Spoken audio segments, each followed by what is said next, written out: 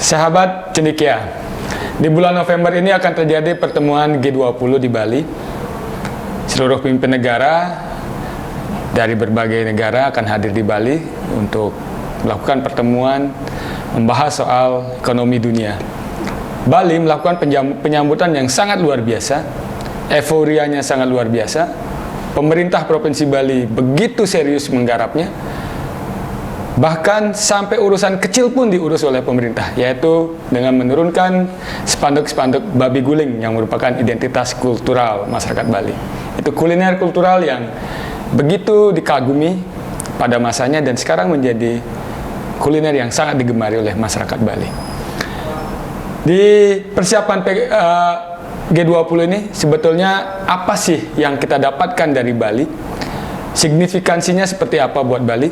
Kita akan berbicara dengan pengamat sosial, pengamat politik, Bli Putu Swaste. Halo Bli, apa kabar? Selamat sore teman-teman semua, selamat sore. Bli Putu pasti sudah mengamati nih. G20 ini penyambutannya sangat luar biasa. Bahkan kontroversinya juga soal penurunan spanduk babi guling juga sangat luar biasa. Sampai hal begitu menjadi perbincangan publik. Artinya kan publik mempertanyakan bagaimana sih cara kita menyambut tamu, aturan main menyambut tamu, bagaimana cara kita memperlakukan mereka, dan bagaimana perilaku kita atau kebijakan kita terhadap masyarakat kecil dalam proses penyambutan G20. Haruskah urusan-urusan kecil, remeh-temeh, urusan spanduk yang sebetulnya itu adalah simbol-simbol UMKM Bali yang harus diangkat pada masa pandemi ini atau pasca pandemi ini harus diberangus seperti itu. Bagaimana Bli Putu melihat langkah pemerintah dalam proses penyambutan G20 dulu? Selamat sore teman-teman sekalian, sahabat-sahabat saya di sini. Jadi kita harus melihat positif G20 itu. G20 itu hebat itu kan ya. Kalau Bali dipilih menjadi G20 itu betul-betul hebat, betul-betul berkah itu kan ya. Ini harus dimanfaatkan oleh semua masyarakat dan pemerintah dengan baik sekali kan ya. Karena G20 terjadi di banyak tempat yang berbeda dan Bali dipilih itu berkah betul itu kan ya. Tapi ini bagaimana kemudian bermanfaat bukan hanya untuk Bali saja tapi untuk Indonesia. Jadi betul-betul sesuatu dikemas itu kan ya. Saya 2 minggu yang lalu membawa banyak barang-barang dari Jakarta itu kan ke Paris itu kan ya. Saya pergi ke Paris membawa barang diplomat dari Jakarta untuk diberikan pada Macron. Jadi saya langsung terbang ke Paris sampai di sana itu kan ya. Jadi begitu hebatnya bahwa peristiwa yang terjadi di Bali itu. Jadi di sisi itu kalau kita lihat berapa kepala negara yang tingkat pendapatnya itu yang paling besar di dunia itu akan datang ke sini. Jadi titik tolaknya Bali itu untuk menjawab 10-20 tahun yang ke depan tentang peradaban dunia kapital, dunia dunia alam, kemudian pembangunan semesta itu, pembangunan hijau, pembangunan yang ramah lingkungan itu akan menjadi titik tolaknya itu ya. Inilah orang Indonesia itu, para pemimpin itu memang harus paham apa itu G20. Jangan-jangan orang-orang di Bali yang membayangkan G20 dia tidak tahu apa isinya, form and content itu kan ya. Kontennya nggak tahu, itu bahaya juga itu kan ya. Ini akan ribuan orang datang sini. Ini minggu depan itu akan sudah terjadi itu kan ya. Ini kan banyak uang datang ke Bali, semua kepala negara dan tim advance-nya sudah ada di sini itu. Kemarin saya balik dari Jakarta itu ada tim advance banyak dari banyak negara yang berbeda sudah datang ke sini gitu kan ya. Itu yang satu tuh. Jadi bagaimana mensiasati ini? Ini kan harusnya banyak investasi yang terjadi di sini ya. Pelabuhan dirubah, tempat sampah kemudian diperbaiki. Ini orang Bali harus mempunyai peranan yang lebih besar di sini. Kasih input kepada orang pusat untuk ini yang diperlukan untuk ini gitu. Jangan menjadi inlander di tengah negara merdeka. Inlander namanya itu kan ya. Otak itu merasa tertekan itu kan ya. Jadi selalu mengikuti apa yang dilakukan oleh pusat. Itu jangan, bahwa Bali mempunyai suatu warna tersendiri. Karena pintu gerbang Indonesia cuma ada 2, ada di Jakarta dengan Bali. Kalau Balinya goyah itu citra Indonesia di luar negeri juga akan goyah juga gitu loh. Ini pendapat dari kawan-kawan saya yang banyak menjadi menjadi diplomat di luar itu kan ya. Jadi Bali dijaga dengan pluralismenya itu kan ya. Kan ini bisa menjadi hebat sekali kan ya. Jangan urusan babi guling itu menjadi berangus itu aneh, itu kan simbol kultural. Harusnya di banyak tempat itu bawah babi guling ini dipakailah sebagai suatu model ya partisipasi namanya model kultural lokal ini menjadi model internasional. Kan ini bisa menjadi model, bisa menjadi suatu simbiosis itu kan ya.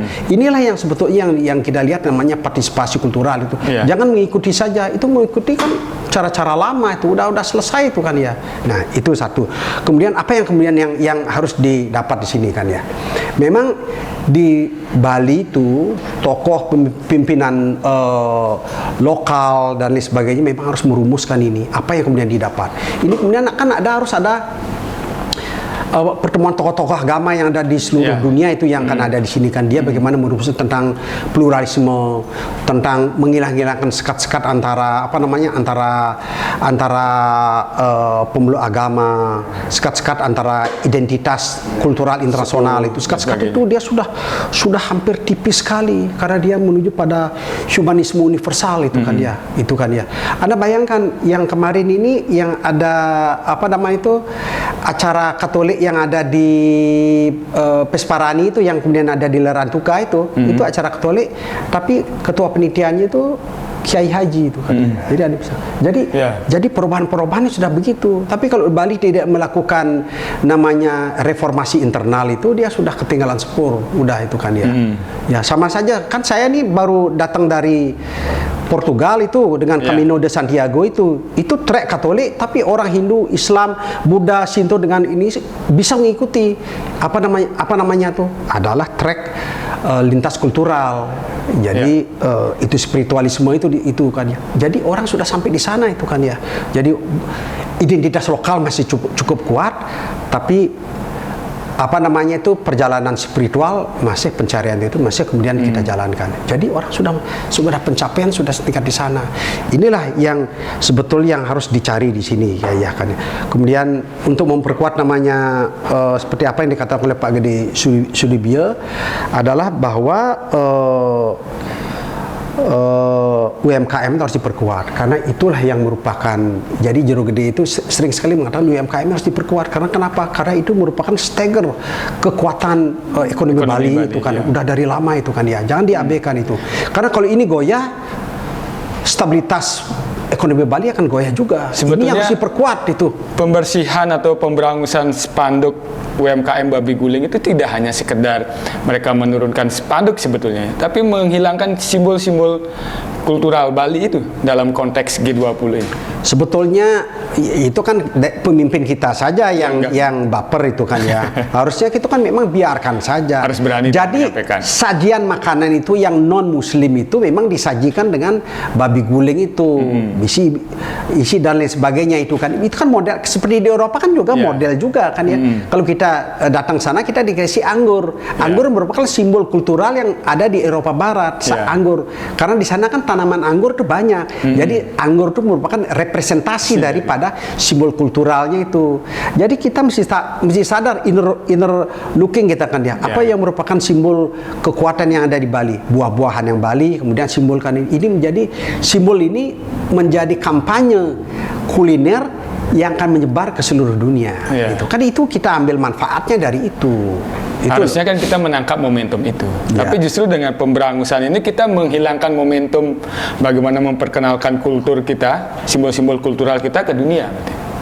Ya itu sayang sekali itu kan. Harusnya memang itu di ini kan ya, karena kalau nama babi guling itu juga merupakan simbol UMKM itu. Simbol, di samping dia simbol kultural, dia itu kan kelas ekonomi menengah. Itu yang tidak memerlukan sebetulnya bantuan kredit dari bank, dari mana. Dia sudah lama tumbuh dan dia bisa diperkuat. Karena apa? Karena UMKM dan ekonomi keluarga, ekonomi kultural itu kan ya. Karena pangsa pasar lokalnya juga cukup kuat gitu. Kemudian pangsa pasar lokal kemudian diduplikasi di banyak tempat itu. Makanya babi guling itu banyak yang dikirim tiap hari ke Jakarta itu mungkin 50-100 babi guling dikirim ke banyak tempat yang berbeda. Itu ya. Kemudian yang kedua dikirim ke Singapura, kemana juga kan ya. Dikirim ke Singapura juga, ke Hong Kong juga itu babi gulingnya, kemudian dikemas dengan theoprom yang cukup bagus itu, kemudian dikirim ke banyak tempat. Jadi dia ini sudah menjadi komoditas yang luar biasa bagusnya itu kan ya. Gitu loh. Itu yang menjadi simbolik itu. Jadi kita mesti cukup cerdas di tengah dunia yang berubah itu kan ya. Itu loh. Jadi pemimpin kita tuh mungkin lebih apa namanya itu lebih jalan-jalannya lebih luas gitu loh, melalinya lebih luas itu, biar bisa memperbandingkan hidup itu dengan ini kan ya. Tidak hanya asal permintaan dari panitia pusat, tolong dirapikan semua, dibersihkan semua, ngikut. Padahal di situ ada simbol-simbol yang harus dipertahankan dan harus bisa berargumen ke pemerintah pusat. Iyalah santai aja orang pusat begitu. Tapi yang penting kan kita bisa menyampaikan Pak begini-gini. Argumentasinya Ini kan orang mungkin menyampaikan tidak bisa dia apa yang dibilang itu dia terjemahnya ekstrim-ekstrim begini itu kan ya. Ya kasihan ininya simbol kebudayaan. Itu bisa menjadi masalah loh. Jadi penggemar babi guling elektabilitasnya tinggi itu kan bisa bahaya 2024 itu kan ya. Jadi elektabilitasnya tinggi itu. Penggemar babi guling itu adalah lintas kultural. Jadi Anda harus tahu. Penikmatnya banyak. Dan juga apa? Generasi Z dengan generasi milenial. Iya. Coba hobi kan babi guling makan. Coba aja yang di Bangli tengah malam itu mereka kan pergi kemana-mana. Lagi viral. Ini selingsing kemana-mana itu. Mereka itu apa namanya? Identitas politik dengan identitas kulturalnya tinggi itu kan. Jadi pemimpinnya bisa bahaya nanti itu kan ya. Jadi saya ingatkan itu bahaya nanti itu 2024 bisa bahaya karena babi guling. Karena pemilih milenial itu 60% daripada pemilih itu adalah pemilih milenial dan jadi itu dampak, ya, kalau kita lihat dampak politiknya itulah dampak politiknya. Ini kalau di blow up itu bahaya bisa nih, bahaya itu kan ya. Ya kan? Artinya begini, pemerintah tidak cukup PK melihat bahwa kenapa spanduk babi guling itu diturunkan kemudian menjadi viral, ternyata mengandung makna-makna identitas kultural, kemudian juga simbol-simbol politik kan untuk ke depan. Sepertinya pemerintah nggak peduli atau tidak ngeh dengan persoalan-persoalan seperti itu, atau nggak nyampe ke situ pemikirannya. Iya, sebetulnya pemerintah itu harus 4 langkah lebih maju ya. Jadi dengan adanya G20 ini kan semua informasi berjalan di sini kan ya. Tokoh-tokoh penting dunia tuh datang ke Bali yang membawa kapitalisasi yang sangat kuat sekali. Jadi bagaimana melakukan kerjasama antara Bali dengan banyak tempat yang berbeda itu kan. Baik itu UMKM, baik itu resources kebudayaan juga gitu kan ya. Industri pariwisatanya juga supaya Bali bisa betul-betul bisa berkembang menjadi hebat sekali itu dengan pariwisata yang ramah lingkungan itu juga. Apa kemudian persyarat-persyarat yang ada di luar itu yang bisa diterima di dalam industri pariwisata level kelima itu kan ya. Ya. Yang 5G itu kan itu. Jadi kan yang ramah lingkungan, airnya. Kemudian air yang ada di hotel itu kemudian bisa menjadi diminum langsung dan lain sebagainya itu kan. Jadi produk-produk yang di Bali itu ramah lingkungan, pupuknya tidak pupuk kimia dan lain sebagainya. Ini yang kerjasama ini yang kemudian yang menjadi harus bagus juga kan ya. Harus menjadi hebat itu kan ya. Jadi wine Bali yang dari Bali Utara yang merupakan industri lokal itu kemudian bisa dipasarkan di banyak tempat. Bisa dibawa ke Spanyol, bisa dibawa ke Singapura, Dubai, Abu Dhabi dan lain sebagainya itu kan ya. Ya ini bisa menjadi kuat. Kalau industrinya kuat, orang Bali jauh menjadi kuat. Bisa juga spiritualitas tinggi. Kalau uang sudah ada kan, kita sembahyang enak. Jadi nggak ada pernah ada marah-marah kan 2 kilo orang sudah senyum kan. Ini udah senyum, marahnya udah jarang itu kan ya. Nah itu ininya apa namanya hidupnya ini kan ya. Itu. Ini yang harus ditangkap oleh para pelaku kebijakan itu kan ya. Para pelaku kebijakan itu kan bukan hanya pemerintah daerah aja, pemerintah saja. Itu kampus juga ini kan kampus banyak yang berhenti juga kan ya. Tidak ada kritik itu juga kan ya. Tidak ada partisipasi. Ini harus ada partisipasi yang positif itu kan. Itu sebetulnya tokoh-tokoh juga harus ada lakukan ini kan. Yang Beli Putu sampaikan itu sebetulnya potensi yang harus ditangkap oleh pemerintah Bali.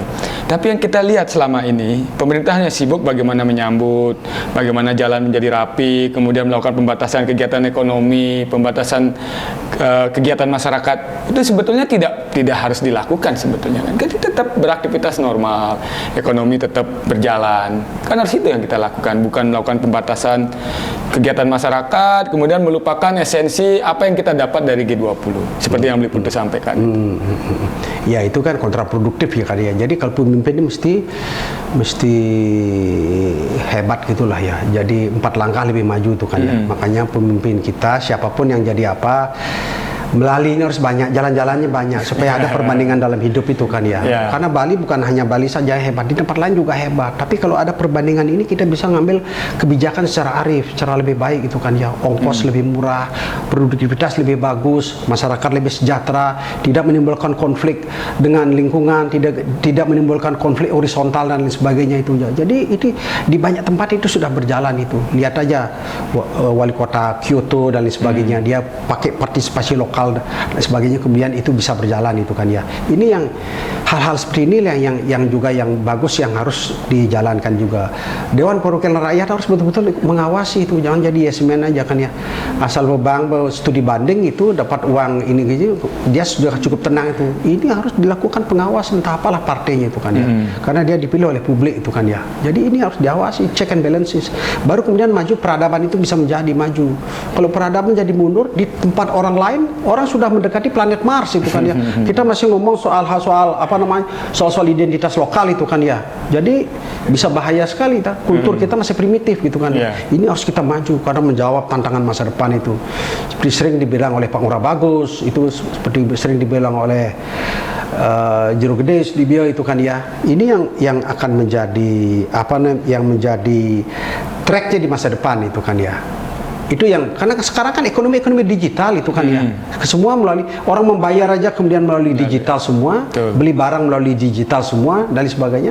Kalau kita menjual barang-barang hasil pertanian yang ada di Tejepula, seperti apa yang ada di provinsi Nancang, kemudian Yangju yang ada di Cina tuh, orang menjual barang itu melalui apa namanya, aplikasi. Kemudian barangnya dikirim dengan logistik yang cukup bagus, dia menerima barangnya di desanya itu, barang kemudian terkirim ke tempat yang lain dengan kualifikasi tertentu.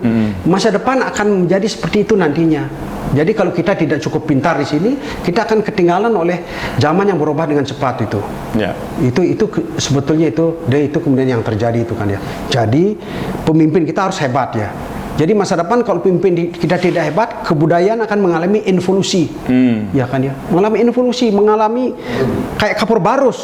Di samping bendanya habis, baunya akan habis tuh, selesai gitu, nggak ada cerita lagi gitu loh. Ini yang harus namanya continuity-nya itu baru maju itu. Kira-kira begitu tuh ininya, habis ini itu deh. Baik, Beli Putu. Ada gagasan-gagasan cemerlang yang disampaikan oleh Bu Putu, bagaimana karakter seorang pemimpin menangkap peluang-peluang dalam momentum pertemuan G20 ini. Bukan sebaliknya, justru memberangus identitas kultural yang ada di Bali. Salam cendekia. Salam.